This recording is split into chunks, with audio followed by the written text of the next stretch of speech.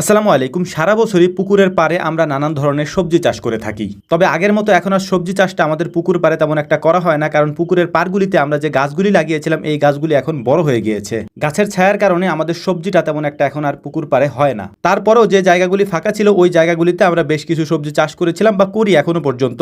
পেয়ারা গাছগুলির পাশেই পুকুরের মধ্যে মাচা তৈরি করে আমরা লাগিয়েছিলাম শসা এবং করল্লা। তো আলহামদুলিল্লাহ সারা বছরে এখান থেকে শসা এবং করল্লা আমরা ছিঁড়ে নিয়েছি। এরপরও বেশ কিছু শসা এই গাছে ছিল।